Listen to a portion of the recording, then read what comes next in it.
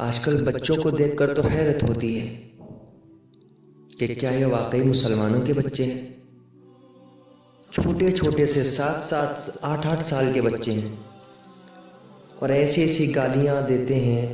اور ایسی ایسی شرارتیں کرتے ہیں جن کو دیکھ کر بھی شرمندگی ہوتی ہے کہ والدین آج کل بچوں کی کیسی تربیت کر رہے ہیں کہ بچے خود اپنے ماں باپ کو اتنی بری بری گالیاں دیتے ہیں، لیکن والدین اس پر ہنستے رہتے ہیں۔ آج آپ ان کی اس حرکت پر ہنستے ہیں تو یاد رکھیں کل یہی آپ کی ہنسی آپ کی نافرمانی کا سبب بنے گی۔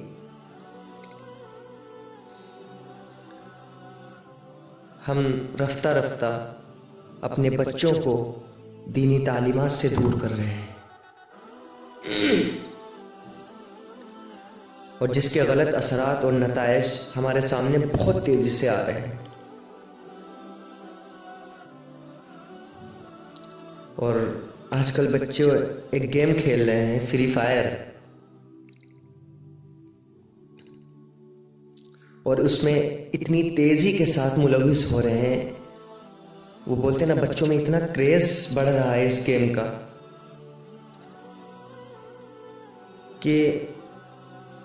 اس کے آگے وہ کچھ سننا ہی نہیں چاہتے، کچھ دیکھتے ہی نہیں، اور اس گیم کا نتیجہ ہمارے سامنے ایسا آ رہا ہے کہ اگر کھیلتے وقت بچوں کو کچھ بات کہو یا ان سے کچھ پوچھو تو وہ اس کو اس طرح سے نظر انداز کرتے ہیں جیسے کہ انہوں نے کچھ سنا ہی نہ ہو۔ اس گیم کی وجہ سے ہمارے بچے نماز جیسی اہم عبادت، ذرا غور کریں کہ نماز کتنی اہم عبادت ہے۔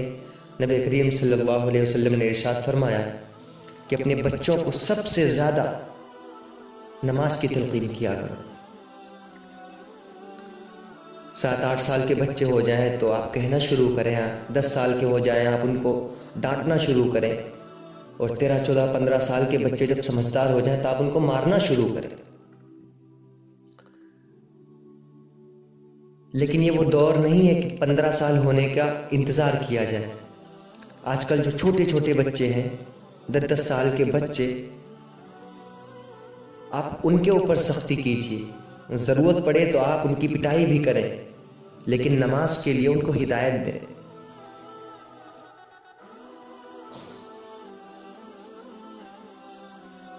ذرا غور کریں کہ اگر ہم اپنے بچوں کو نماز کے لیے نہ تیار کر پائے، اور خدا نہ کرے کہ آئندہ وہ اس نماز سے کبھی محبت نہ کر پائیں اور اس نماز سے ان کو انسیت ہی نہ رہ جائے، تو ہم کتنے بڑے خسارے میں ہوں۔ کیا مسلمانوں کے بچوں کو نماز کا بھی سلیقہ نہیں ہونا چاہیے؟ کم سے کم تو مسلمان کا درجہ یہ کہ اپنے بچوں کو نماز کے لیے اچھی تعلیم دلائے، بچوں کے سامنے نماز پڑھیں، ان کو اس کی ہدایت کریں، بلکہ اس کا حکم دیں، نہ پڑھیں تو آپ ان کو ماریں۔ 15 سال ہونے کا ویٹ نہ کریں، انتظار نہ کریں کہ وہ 15 سال کے ہو جائیں تب ماریں گے، شریعت کہتی وہ بچے اور تھے، آج کل کے بچے اور ہیں۔ اور صرف یہی نہیں کہ وہ نماز سے دور ہو رہے ہیں، بلکہ ان کے اندر ایک اور غلط عادت بڑھتی جا رہی ہے کہ وہ اس گیم کی وجہ سے ماں باپ کی نافرمانیوں میں مبتلا ہو رہے ہیں۔ جیسا لگتا ہے کہ اگر ان سے کوئی کام ماں باپ کہہ رہے ہیں تو وہ ماں باپ نہیں کہہ رہے، بلکہ کوئی عام انسان، راہ چلنے والا کوئی انسان۔ تو یہ نافرمانی ایک دن یہی چیز ہم کو رونے پہ مجبور کر دے گی، اور یہ ہنسنے کی بات نہیں ہے بلکہ رونے کا مقام ہے۔ ہمیں اور آپ کو اپنے بچوں پر سختی کرنے کی ضرورت ہے، ورنہ اللہ نہ کرے ہم سب کو اس کا بہت برا انجام دیکھنا ہو۔ جب بچے چلنا پھرنا شروع کر دیں تو ہماری ذمہ داری یہ ہے کہ ہم ان کے سامنے قرآن کی تلاوت کریں، ہم ان کے سامنے نماز پڑھیں، ان کے سامنے اللہ کا ذکر کریں، کیونکہ جب بچے یہ سب دیکھیں گے تو وہ خود یہ سب کرنے کی کوشش کریں۔ اور آپ نے یہ دیکھا بھی ہوگا کہ جب گھر میں ماں باپ بھائی بہن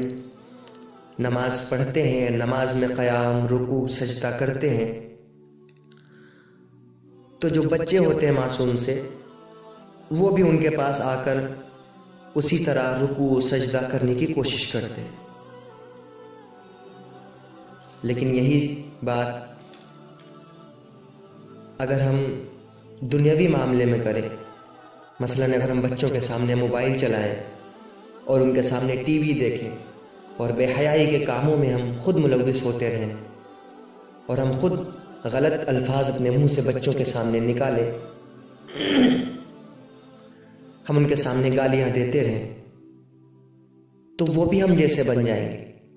وہ بھی ہمارے سامنے ہر وہ غلط کام کریں گے جو ہم ان کے سامنے کرتے ہیں۔ اور اگر آپ بچوں کے سامنے کوئی غلط کام کرتے ہیں تو آپ کی عزت بچوں کے دلوں میں کم ہوتی ہے کہ ارے ہمارے ماں باپ تو ایسے ہی ہیں، یا خود جب یہ غلط کام کرتے ہیں، گالیاں دیتے ہیں، ٹی وی دیکھتے ہیں، تو یہ ہم کو کیا منع کرے۔ تو اس کے بہت غلط اثرات ہمارے بچوں پر پڑتے ہیں۔ اس لیے اپنے بچوں کے سامنے اپنی زندگی اسلام کے مطابق گزاریں اور اپنے بچوں کو دنیاوی تعلیم کے ساتھ ساتھ دینی تعلیم بھی دلائیں۔ یاد رکھیں، دنیاوی تعلیم صرف دنیا میں ہی آپ کے اور آپ کے بچوں کے لیے سود مند ہوگی، لیکن دینی تعلیم دنیا اور آخرت دونوں میں کامیابی کا ذریعہ بنے۔ ذرا آپ غور کریں اور اپنے آس پاس دیکھیں کہ جو ماں باپ، جو والدین اپنے بچوں کو دینی تعلیم نہیں دلاتے ہیں، وہ بڑھاپے میں کتنا پچھتاتے ہیں۔ ان کے بچے ان کے ساتھ ایسا سلوک کرتے ہیں، گھر سے نکالتے ہیں، ان کو الگ کر دیتے ہیں، مارتے ہیں، پیٹتے ہیں۔ اس وقت افسوس ہوتا ہے کہ کاش اپنے بچوں کو میں نے دینی تعلیم دلوائی ہوتی۔ یہ ٹھیکہ صرف مولانا کا نہیں ہے، کسی عالم کا نہیں ہے، یہ علماء کے ساتھ ساتھ ہم سب کی ذمہ داری ہے کہ ہم اپنے بچوں کو کم از کم اتنی تعلیم دینی دلوائیں کہ ہمارے بچوں کو حرام حلال صحیح غلط کی پہچان ہو جائے، اور ہمارے بچے ہمارے لیے دنیا میں اور آخرت میں ہماری نجات کا ذریعہ بنے۔ دینی تعلیم ہو سکتا ہے کہ آپ کو سود مند نہ لگے، فائدے مند دنیا کے اندر نہ لگے، لیکن آپ کے انتقال کے بعد، آپ کے اس دنیا سے جانے کے بعد آپ کے بچے کام آئیں گے، آپ کی بخشش کروائیں گے، آپ کو ایثار ثواب کریں گے، لیکن کب کریں گے؟ جب انہیں قرآن پڑھنا معلوم ہوگا، جب انہیں نماز پڑھنا معلوم ہوگا، جب انہیں قرآن کی اہمیت معلوم ہوگی، جب ان کو نماز کی اہمیت معلوم ہوگی۔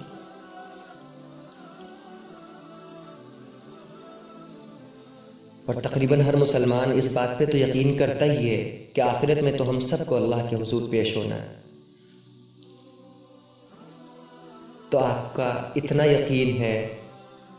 تو یہ بھی یقین رکھیں کہ اگر آج آپ نے اپنے بچوں کی اچھی تربیت نہ کی، اچھی تعلیم نہ دلوائی، تو یہی بچے آپ کے لیے قیامت کے دن رونے کا سبب بنیں گے۔